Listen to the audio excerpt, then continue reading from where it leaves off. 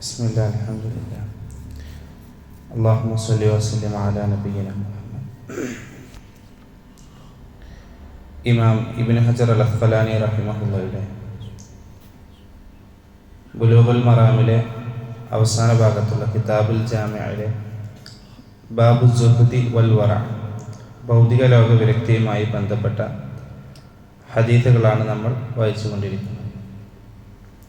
അടുത്തതായിക്കൊണ്ട് Anas bin Malik റളിയല്ലാഹു അൻഹു ഉദ്ധരിക്കുന്ന ഒരു ഹദീസ്, ഖാല റസൂലുള്ളാഹി സ്വല്ലല്ലാഹു അലൈഹി വസല്ലം കുല്ലു ബനി ആദമ ഖത്താഉൻ വഖൈറുൽ ഖത്താഈന അത്തവ്വാബൂൻ. കുല്ലു ബനി ആദം, ആദമിൻ്റെ എല്ലാ മക്കളും ഖത്താഉൻ, തെറ്റുകാരാണ്, തെറ്റ് ചെയ്യുന്നവരാണ്. ഖത്താ എന്ന പ്രയോഗം വളരെയധികം തെറ്റുകൾ ചെയ്യുന്നവർ എന്നാണ് അർത്ഥം. വഖൈറുൽ ഖത്താഈൻ, ഈ തെറ്റ് ചെയ്യുന്നവരുടെ കൂട്ടത്തിൽ ഏറ്റവും നല്ലവർ അത്തവ്വാബൂൻ, തൗബ ചെയ്യുന്നവരാണ് എന്നാണ്. അള്ളാഹുവിനോടോ ആത്മാർത്ഥമായി പശ്ചാത്തപിക്കുന്ന ആളുകൾ. എന്താണ് തെറ്റ് ചെയ്യുക എന്ന് പറഞ്ഞാൽ അത് പ്രധാനമായിട്ട് രണ്ട് തരത്തിലാണ് വരിക.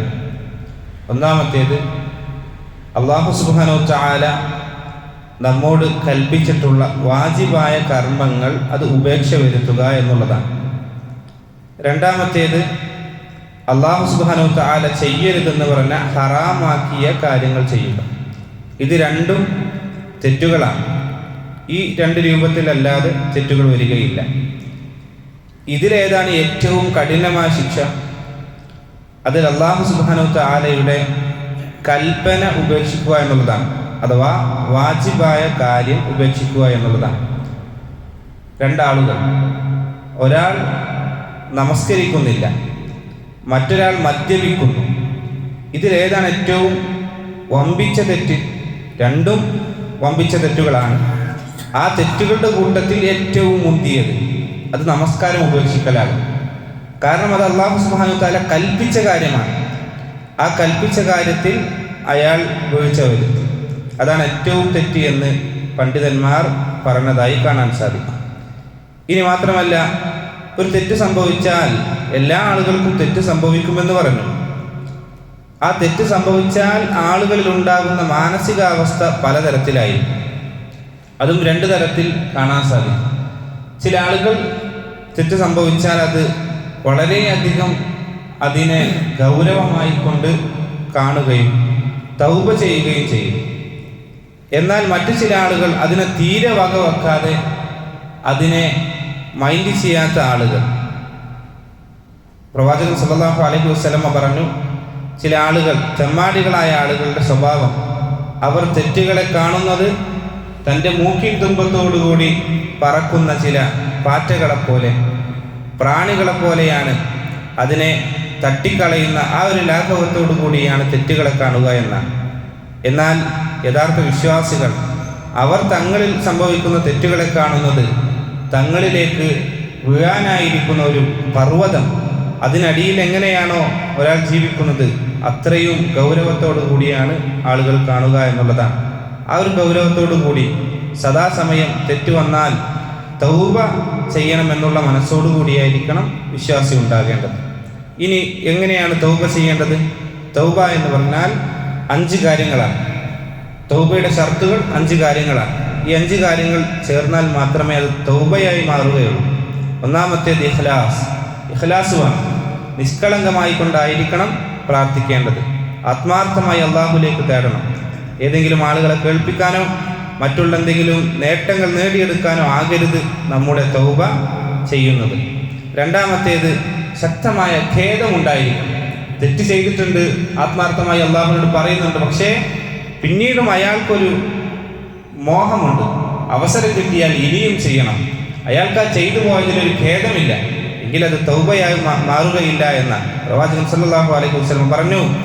അന്നദമു തൗബത്തുൻ, അന്നദമു തൗബത്തുൻ. തൗബ എന്ന് പറഞ്ഞാൽ അത് ഖേദമാകുന്നു. ചെയ്ത തെറ്റിൽ ആത്മാർത്ഥമായി ഖേദമാണ്. ചില ആളുകൾക്ക് ഖേദമുണ്ടാകും. എന്നാൽ എന്താണ് ഖേദം?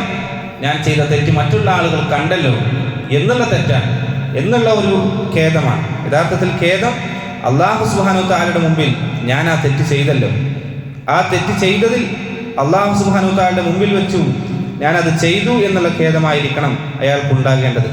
മൂന്നാമത്തേത്, പാപത്തിൽ നിന്ന് പൂർണ്ണമായും വിട്ടുനിൽക്കണം. പാപം ചെയ്തുകൊണ്ടേയിരിക്കുന്നു, അയാൾ തൗബ ചെയ്തുകൊണ്ടേയിരിക്കുന്നു, ആ തൗബക്ക് കാര്യമില്ല. തൗബ എന്ന് പറഞ്ഞാൽ അതിൽ നിന്ന് പൂർണ്ണമായി അതിൽ നിന്ന് വിട്ടുനിന്നുകൊണ്ടായിരിക്കണം ആ തൗബ ചെയ്യേണ്ടത്. മാത്രമല്ല ഒരിക്കലും അതിലേക്ക് മടങ്ങുകയില്ല എന്ന് കരുതാം.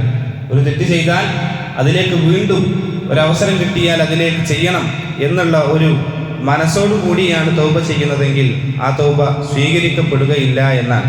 മാത്രമല്ല പാപത്തിൽ നിന്ന് പൂർണ്ണമായി വിട്ടു നിൽക്കണമെന്ന് പറയുമ്പോൾ ചില പാപങ്ങൾ അത് മറ്റുള്ള ആളുകളുമായി ബന്ധപ്പെട്ടിരിക്കും.